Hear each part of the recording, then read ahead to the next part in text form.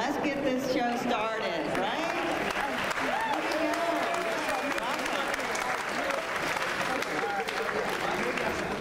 I'm Dr. Renee Porter, the campus provost, and it's my honor to welcome you to the Fall 2018 Convocation.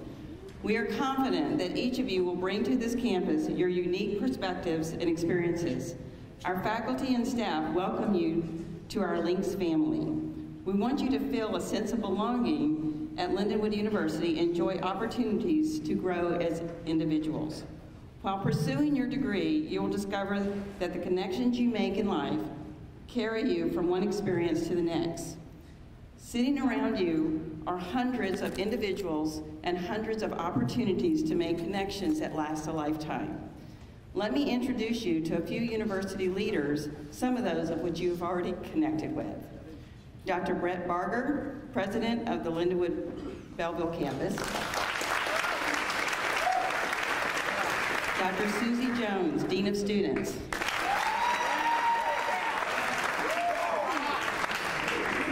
Rieta Scopan, Dean of Admissions. Ryan Kaiser, Director of Athletics.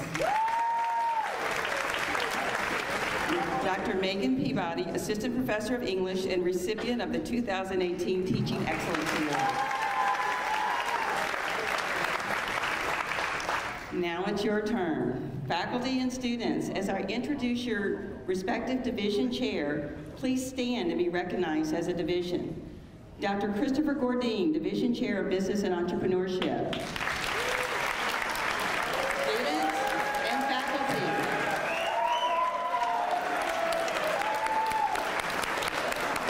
There we go. Dr. Paul Sharp, Interim Division Chair of Education and Counseling.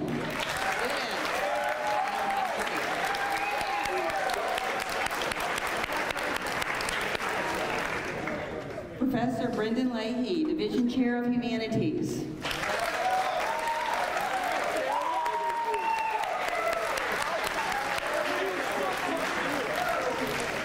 Dr. Richard Finger, Division Chair of Sciences.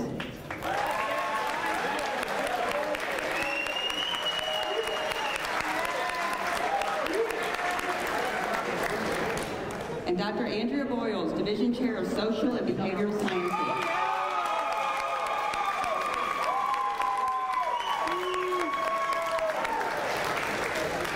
I feel the connections already happening. We're there. I would like to now introduce Campus President Dr. Brett Barger.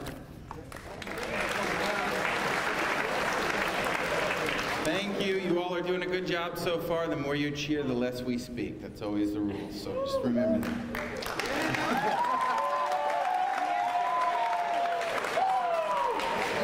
I have to speak a little bit.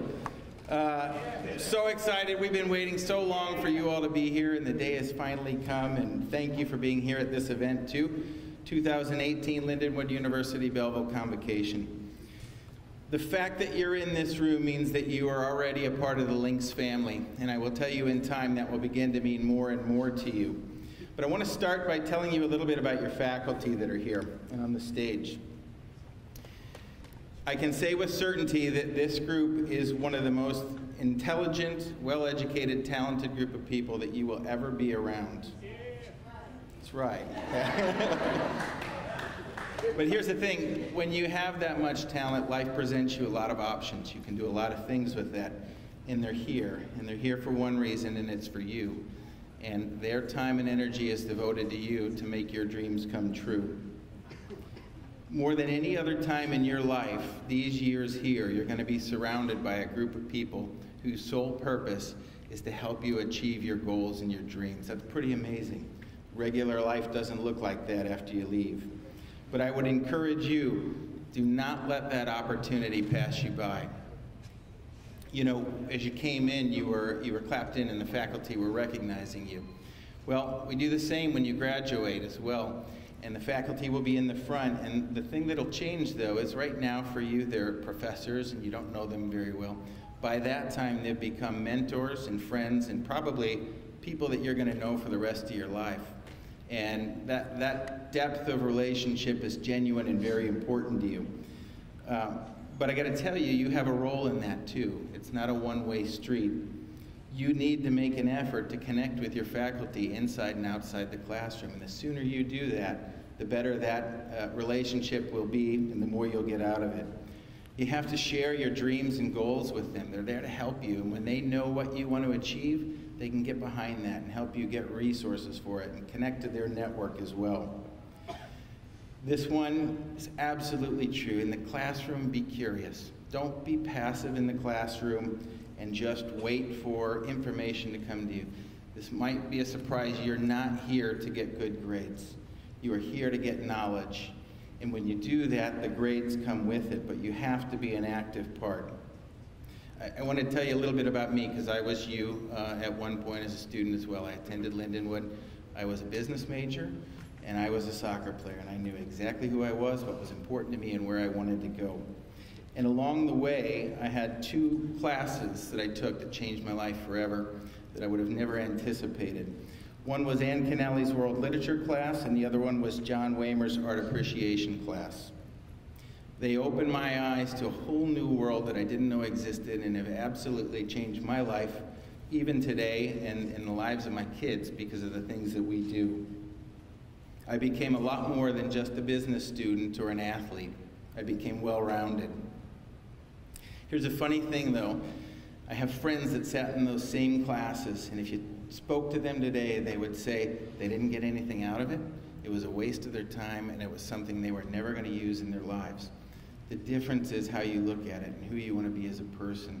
So I encourage you to engage in all these classes so that you can really become well-rounded. I'll tell you, too, that later on you're going to get to meet a lot of the other students that are here, the returning students. And I say this a lot to you, and some of you will hear it again. In that group, you're going to find people, just like the group in here today, that are a lot like you. They're going to share the same kind of family background. Maybe they come from the same city, same religion, ethnic background, same taste in music, all the things that make you, you. You're going to find people that are like you. And it's really nice to meet them and develop friendships with them. The other thing that I know for sure is you are going to find people that are nothing like you, absolute opposites. And I assure you, if you take the time to make friendships and relationships with them, you will get the full experience of being at Lindenwood University-Belleville. In all likelihood, this is one of the most diverse places you will have ever been in your life. And I'll tell you, we have a culture here. We respect each other, we value each other, and we truly enjoy and celebrate our differences. And the reality is, when you leave Lindenwood with a degree in hand, the world that you're going into is going to look a lot like this, very diverse. If you learn these things here, you'll only be that much further ahead. What I've just described to you is the Lindenwood University-Belleville culture, and it's something you can feel. And a lot of it was established before you got here. The other part of it, though, is what you bring to us, and your energy and the things that you're passionate about. That becomes the culture as well, and it really starts today. You don't have to wait for junior year or senior year to really express that, and we expect you to. You know, today I think when you moved in, a lot of you saw some of our athletic teams that were helping you move. And if you paid attention to them like I do, I didn't see anyone there that was there out of a sense of obligation, or a coach said, you need to be there, get there, carry the heavy stuff in, and that's it. They smiled. They were happy to be there. They were trying to meet you and do what they could to help. That's the culture here. And so I really encourage you to emulate that culture. That's who we are. That's where you've come, and we're here to welcome you and so happy that you're here. Now, the next thing I get to do is to introduce Dr. Megan Peabody. She is our Teaching Excellence Award winner for the 2017 and 18 year. That means she's a great professor, right? Yeah.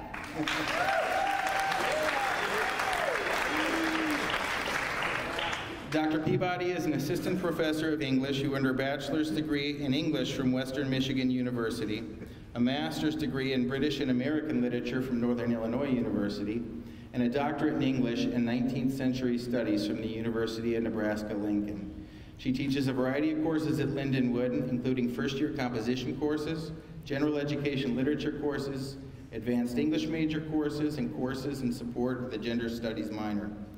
Dr. Peabody is the faculty advisor for the Pen and the Page English Club, and she took a panel of English majors to the 2017 Midwest Popular Culture Association Conference, where they presented scholarly essays on the Netflix series 13 Reasons Why. When we asked why she's proud to be a Lynx, she said, "Lindenwood University-Belleville is a place where I get to have an imagination. Faculty, staff, and students work collaboratively to share ideas, to brainstorm to new ways of doing things, and to probe important questions at local, regional, and global levels. There is no problem that can't be solved, no questions that can't be answered, if we allow ourselves to stretch, challenge, and rupture. This community fosters the imaginative space necessary to truly do transformative work." Please join me in welcoming Dr. Megan Peabody.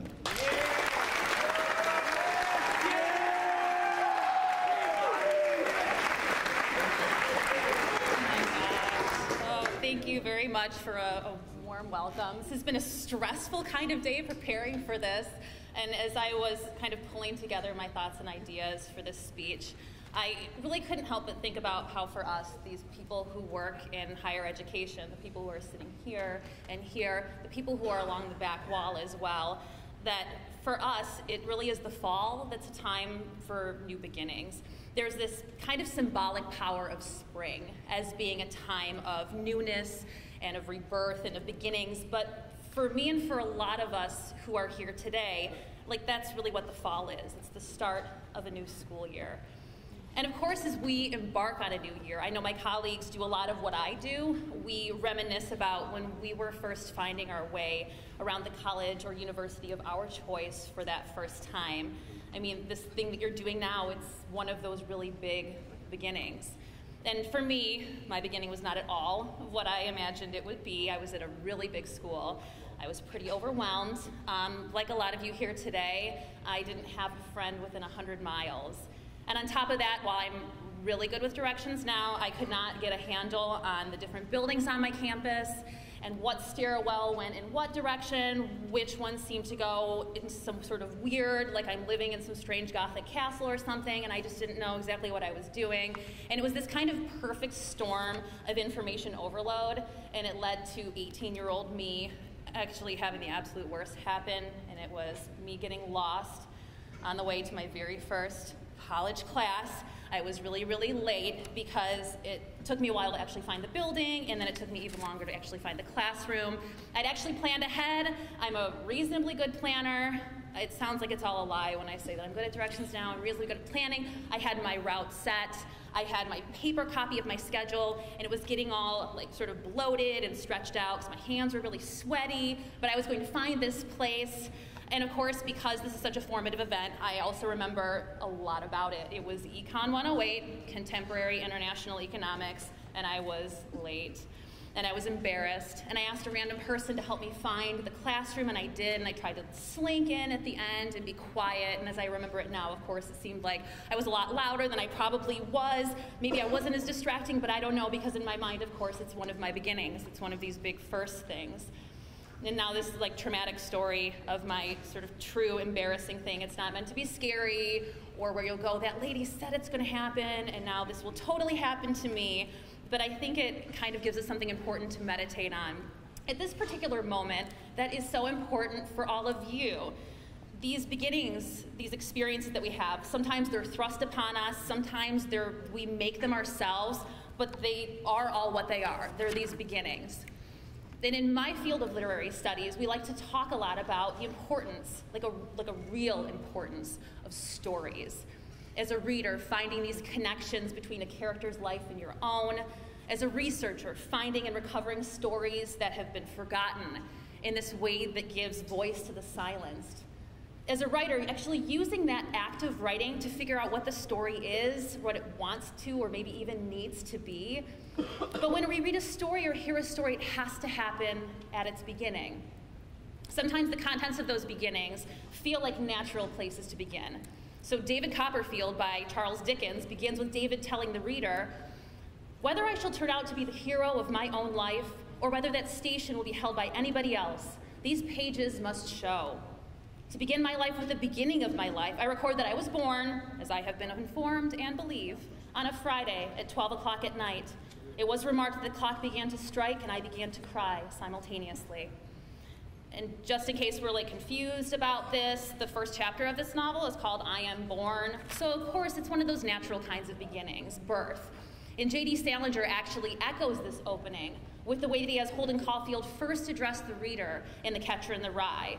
Holden kicks off the novel by stating, if you really want to hear about it, the first thing you'll probably want to know is where I was born, what my lousy childhood was like, how my parents were occupied and all they had before me, and all that David Copperfield kind of crap. But I don't feel like going into it if you want to know the truth. And sometimes beginnings are ones that a writer or a narrator or a character actually hijack, so that the beginningness of the beginning is really clear. Italo Calvino's novel, If on a Winter's Night a Traveler, offers the reader a bit more direction. It begins with this sentence. You are about to begin reading Italo Calvino's new novel, If on a Winter's Night a Traveler. And Somerset Maugham begins his novel, The Razor's Edge, with the sentence, quote, I have never begun a novel with more misgiving. I mean, I kind of did the same thing when my opening line to this speech was saying that I had been thinking a lot as I was pulling together my thoughts and ideas about this speech, about beginnings. And Graham Greene takes a more philosophical idea behind the beginning of his novel, The End of the Affair. And he says, a story has no beginning or end. Arbitrarily, one chooses that moment of experience from which to look back or from which to look ahead. And Margaret Atwood seems to find this idea intriguing, this whole complexity of time and space, with the opening lines of her novel, Cat's Eye. She writes, time is not a line, but a dimension, like the dimensions of space. But unlike great works of literature, unlike stories that are written or told, your timeline is indeed a line. It's lived moment to moment. We can't go backward. We can't reread it or redo it like we do with literature. You know more than you did when you walked in this auditorium, and you're older now than you were at the beginning of my sentence.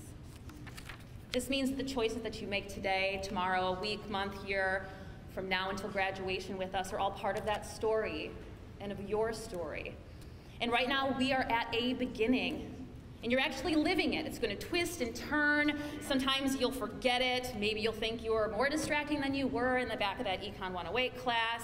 Maybe your story will infect in some way what Edith Wharton says at the beginning of her novel, Ethan Frome. And she writes, I had this story bit by bit from various people, and as generally happens in such cases, each time it was a different story. So we've all got a beginning. It's being written right now. It's being written in this room. Folks who are here at the front of the auditorium are the ones that are going to help you write that second sentence, maybe that next paragraph or chapter, and so on and so on. For those of you who haven't decided what you want to major in yet, these are the people who are also going to help you find your academic home. They're going to help you to develop the content of this story. And for those of you whose random twists and turns, the same kind of thing as you're making these new decisions. You know, we and plenty of others will be that random person in the hallway helping you find your class. So here's my wish for all of you, is that first you rest comfortably knowing that your arrival here today, it marks an important beginning. You found yourself here, you will continue to find yourself here, and all of us around you are thrilled to be even a small part of this beginning. Thank you.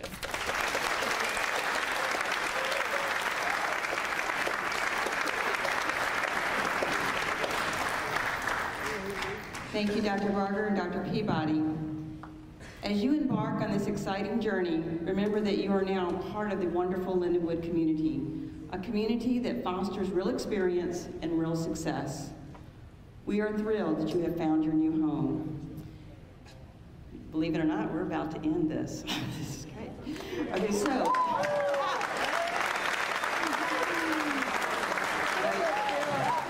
We're sitting here going, all these people are going to talk? Really? Yeah, I get it. Okay, but we did want to introduce you to the leaders, to your faculty, to each other, and we're going to continue that now. So I'm going to ask first if the faculty and staff will leave, and then we'll exit, and hope that you will also join us. for s'mores and ice cream at the volleyball courts. So hold still, let's get our faculty and staff out, and then the ambassadors will lead you to the volleyball courts for s'mores and ice cream. Thank you, and go Lynx!